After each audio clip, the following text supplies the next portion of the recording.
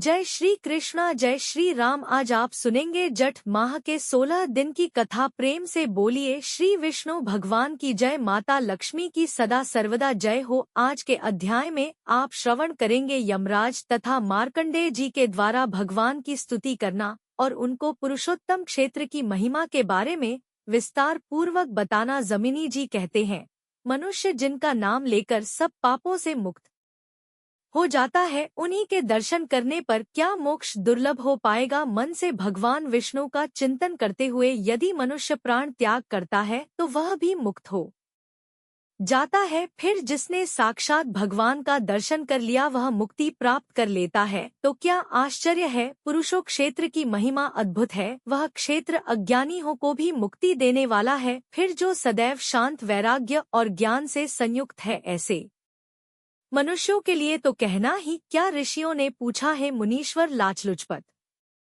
बताइए। जमिनी जी कहते हैं, पुरुषोत्तम क्षेत्र का अत्यंत अद्भुत महात्म्य देखकर ब्रह्मा जब तक भगवान विष्णु का ध्यान करते रहे तब तक पितरों के स्वामी यमराज अपने अधिकार के संकुचित होने से व्याकुल होकर दीन मुख से नीलांचल पर्वत पर आ गए और वहां भगवान लक्ष्मीपति का दर्शन तथा उन्हें साष्टांग प्रणाम करके अपने अधिकार की धृ के लिए भगवान जगन्नाथ की स्तुति करने लगे। यमराज बोले, सृष्टि पालन और सहार के एकमात्र कारण है देवेश्वर, आपको मेरा नमस्कार हो। सोत में मणियों की भांति आप में सब जगत गोथायान कर रखा है। आपने ही इसकी सृष्टि की है तथा आप ही ने इसका पालन पोषण किया है। चंद्रमा और सूर्य आदि का रूप धारण करके आप सदा समस्त संसार को प्रकाशित करते रहते हैं।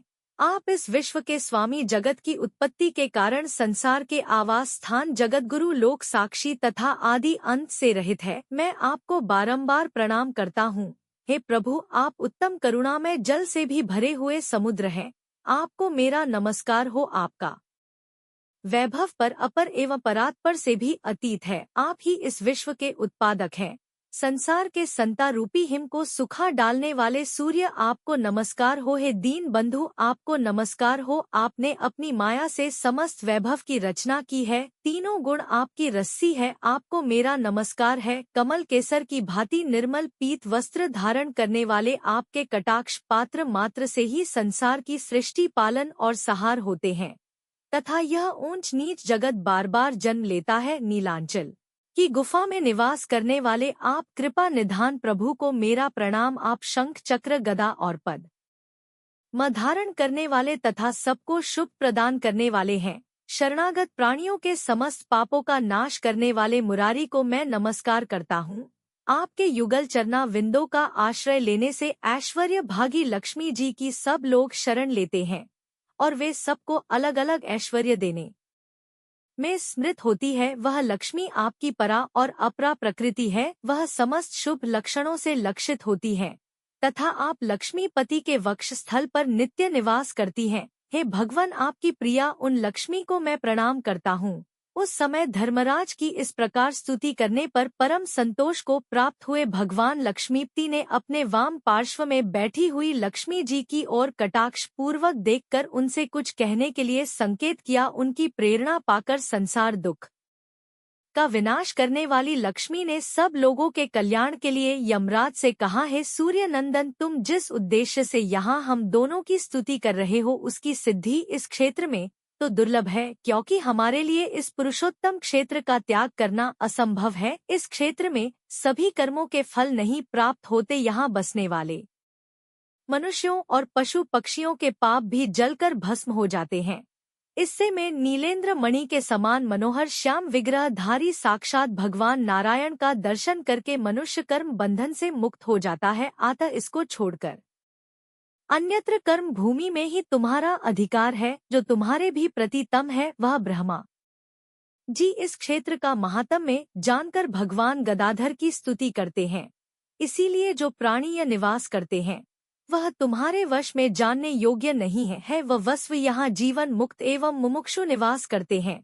लक्ष्मी जी के इस प्रकार समझाने पर लज्जा से विनीत हो यमराज ने कहा है, सुरेश्वरी, आपने जो यह कहा है कि यह क्षेत्र भगवान विष्णु के सानिध्य से मोक्ष देने वाला है, यह सब ठीक है। ईश्वर की इच्छा निरंकुश होती है। जो विष्णु अन्यत्र किसी को बंधन देते हैं, वही यहाँ मोक्ष प्रदान करते हैं। हे माते मेरे, तथा स्वर्ग नरक के भी वह ही सृष्ट करता है। अतः यदि उनकी इच्छा से यहाँ मरे हुए लोगों को मोक्ष प्राप्त होता है तो इस क्षेत्र का प्रमाण और यहाँ निवास करने का फल आदि सब बातें मुझे विस्तार पूर्वक बतलाइए। लक्ष्मी देवी ने कहा, है रवि नंदन, जब समस्त चराचर जगत नष्ट होकर प्रलय काल के समुद्र में डूब चुका था, उस समय 7 कल्पों तक जीवित रहने वाले मार्कंडेय मुनि कहीं भी ठहरने के लिए स्थान न पाकर बहुत चिंतित हुए। उन्हें कहीं भी शांति नहीं मिलती थी। जल के समुद्र में इधर उधर बहते हुए वह पुरुषोत्तम क्षेत्र में आए थे। यहाँ उन्होंने अक्षयवट को देखा और एक बालक का वचन अपने कानों से सुना, मार्कंडेय, शोक ना करो, मेरे पास आकर अपने अनुपम दुख को छोड़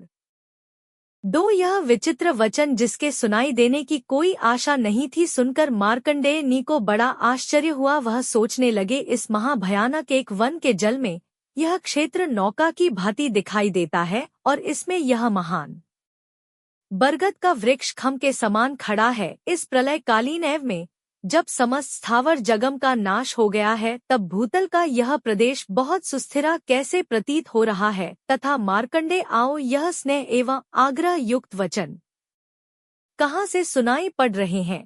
यही सब सोचते और जल में तैरते हुए मार्कंडेय ने शंख चक्र गदा हाथ में लिए भगवान विष्णु को तथा उनके हृदय कमल के आसन पर बैठी हुई मुझ लक्ष्मी जी को भी वहां देखा। तब उनका प्रसन्न हो गया और उन्होंने हम दोनों को साष्टांग प्रणाम किया। इसके पश्चात भगवान विष्णु को प्रसन्न करने के लिए वह इस प्रकार स्तुति करने लगे, हे दया सागर, आज आपके चरणा विंदों की सेवा का प्रसंग पाकर मैं रुद्र, इंद्र और ब्रह्मा जी के समान संपन्न हो गया हूँ। आज तक सब और संताप उठाता रहा है प्रभु, अब अपनी शरण में आए हुए मुझ दन की रक्षा कीजिए। आपकी युगल चरणा विंद चेतन शक्ति से संपन्न और कल्याण की प्राप्ति के प्रधान कारण है, इसीलिए ब्रह्मा आदि देवता सदा उनकी परिचर्या में लगे रहते हैं। मैं तो भक्ति भाव से हीन और दीन हूँ। हे दया सिंधु, मेरी रक्षा कीजिए। यह समस्त ब्रह्मांड जिनके अंग से उत्पन्न हुआ है और ऐसे कोटि कोटि ब्रह्मांड जिनमें स्थित प्रतीत होते हैं तथा जिनकी लीला विलास से ही सबकी सृष्टि, पालन और सहार कार्य होते हैं, वह ही आप विष्णु है। हे भगवान, मुझ अत्यंत दीन की रक्षा कीजिए। जैसे एक ही स्वर्ण कड़े और कुंडल आदि के भेद से अनेक सा प्रतीत होता है, अथवा जिस प्रकार आकाश में उदित एक ही सूर्य आधार की विषमता से विषम प्रतीत होने वाली अनेक चल राशियों में प्रतिबंधित होकर अनेक रूपों में प्रतीत होता है, उसी प्रकार आप एकमात्र निर्गुण परमात्मा ही भिन्न भिन्न शरीर में प्रवेश करके अनेकवत प्रतीत होते हैं। हे अपार शक्तिशाली परमेश्वर, आप सब प्रकार की समस्त इच्छाओं से रहित तथा ग्रहण और संकल्प से शून्य है, तथापि प्रत्येक युग में दिनों के ऊपर दया करने के योग्य शरीर धारण करते रहते हैं।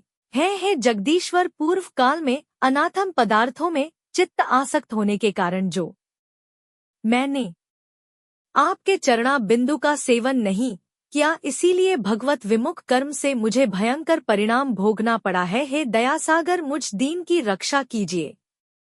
हे महात्म, संपूर्ण लोगों की सृष्टि, पालन और सहार की लीला से सुशोभित होने वाला जो आपका त्रिगुणमय स्वरूप है, वही महतम आदि का भी कारण है। आप प्रकृति से परे तथा सबके आदि कारण है। आपको नमस्कार हो सर्वव्यापी जगन्नाथ, मेरी रक्षा कीजिए। मैं संसार समुद्र में डूबा हुआ हूँ। हे गोविंद, अपनी कृपा कटाक्ष पूर्ण दृष्टि से मेरी ओर देखकर इस भव सागर से मेरा उद्धार करिए। इस प्रकार स्तुति करते हुए महर्षि मार्कंडेय को कृपा दृष्टि से देखकर भगवान नारायण इस प्रकार बोले, हे विप्र, व मेरे तत्वों को न जानने के कारण ही तुम अत्यंत दीन हो रहे हो। तुमने अत्यंत दुष्कर तप का अनुष्ठान किया है, किंतु उससे केवल दीर्घजीवी हुए हो। हे महामुनि, इस कल्प वट के ऊपर पत्ते के दानों में सोए हुए उस बाल स्वरूप को देखो, वह सबका काल रूप है। उसके फैले हुए मुख में प्रवेश करके वहां सुख पूर्वक रह सकते हो। भगवान के ऐसा कहने पर मार्कंडेय से चकित हो गया। उन्होंने वृक्ष पर चढ़कर भगवान के बाल रूप को देखा और उसमें प्रवेश किया। भीतर जाने पर उन्होंने 14 भुवन देखे।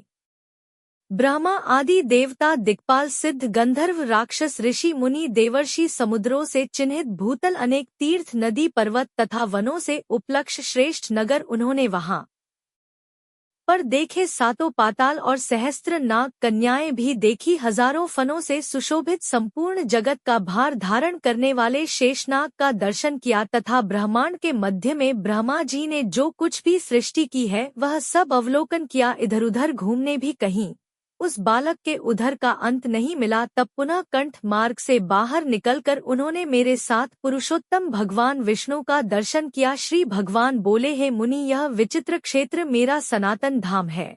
ऐसा समझो, यहाँ ना सृष्टि है, ना प्रलय है और ना संसार का बंधन ही है। सदा एक रूप से रहने वाले मुझ मोक्ष दायक पुरुषोत्तम को यहाँ विद्यमान जानकर इस क्षेत्र में प्रवेश करने वाला पुरुष घनानंद स्वरूप हो पुनः गर्भ में नहीं आता है। महामुनि मार्कंडेय बोले, प्रभु, मैं यहाँ निवास करूँगा। पुरुषोत्तम, मुझ पर आप अपनी कृपा बनाए रखिए। इसके पश्चात श्री भगवान बोले, हे ब्रह्मा ऋषि, इस मोक्ष साधक क्षेत्र में मैं प्रलय की समाप्ति पर्यंत तक रहूँगा। प्रलय के अंत में तुम्हारे लिए यहाँ सनातन तीर्थ का निर्माण करूँगा, जिसके तट पर तपस्या करके मेरे द्वितीय शरीर शिव की आराधना करते हुए तुम मेरी कृपा से मृत्यु को निश्चित रूप से जीत लोगे। इस प्रकार पहले से वरदान पाए हुए मार्कंडेय महामुनि ने बट के वायव कोण में भगवान के चक्र से एक कुंड खोदा। उस पवित्र कुंड में रहकर भारी तपस्या से भगवान महेश्वर की आराधना करके उन्होंने मृत्यु को अनायास ही जीत लिया। उन्हीं मार्कंडेय कुंड प्रसिद्ध है, जिसमें स्नान करके मार्कंडेश्वर शिव का दर्शन करने से अश्वमेध यज्ञ का फल प्राप्त हो जाता है। यह पुरुषोत्तम क्षेत्र 5 कोश तक तो समुद्र के भीतर स्थित और 2 कोश तक उसके तट की भूमि पर विद्यमान है। यह अत्यंत निर्मल सुनहरी बालुकाओं से व्याप्त तथा नीलगिरी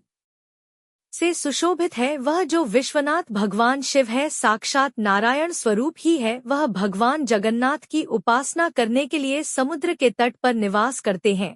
यमराज के दंड का भय नष्ट करने के कारण उनका नाम यमेटे है। उनका दर्शन और पूजन करने से कोटि शिवलिंगों के दर्शन और पूजन का फल तुरंत ही प्राप्त हो जाता है। आज का अध्याय यहीं पर समाप्त होता है। कल पुनः उपस्थित होंगे इसके आगे के अध्याय के साथ। जय श्री कृष्ण। बोलिए विष्णु भगवान की जय।